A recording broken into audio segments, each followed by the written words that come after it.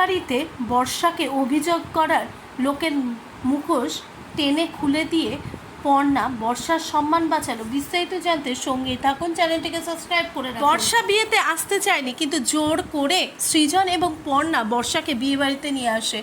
এরপরে কিন্তু অয়ন বলে যে যা হেনস্থা হতে হবে তখন তুই বুঝতে পারবি। এরপরে কিন্তু যখন বিয়ে বাড়িতে পৌঁছায় তখন কেউই বর্ষাকে ওখানে দেখে মেনে নিতে পারে না, সবাই সরে যায়। ওইদিকে বর্ষাও প্রচণ্ড মন খারাপ করে। তারপরে যখন খাওয়ার টেবিলে যায় ঠিক সেই সময় কিন্তু বর্ষাকে বিভিন্নভাবে অপদস্থ করে, আর তখন বর্ষা চলে যেতে চায়।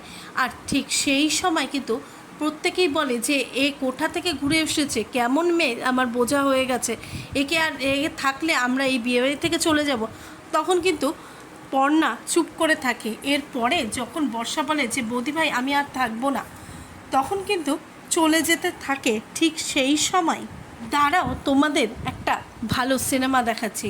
এরপরে কিন্তু যখন নিজের মোবাইল খুলে সেই লোকটি, মানে বিয়েতে যেই লোকটি বর্ষাকে অভিযোগ করছিল, সেই লোকটি যে বাজে একটা জায়গায় যায়, সেই নোংরামোটা সকলের সামনে পর্ণা ভিডিওটা দেখায়, তখন কিন্তু লোকটিও অবাক হয়ে যাবে এবং তার বউও লোকটির দিকে হাঁ করে তাকিয়ে থাকবে। এইভাবে কিন্তু পর্ণা সকলের মাঝখানে বর্ষার সম্মান বাঁচালো। তাহলে এরপরে কি হতে চলেছে? শেষমেশ সকলেই মেনে নেবে যে তারা ভুল করেছে, সত্যি সত্যি যে বর্ষার কোনো রকম কোনো দোষ নেই। আপনাদের এই বিষয়ে কী মত? প্লিজ আপনারা আপনাদের মতামত অবশ্যই কমেন্ট বক্সে কমেন্ট করে জানান।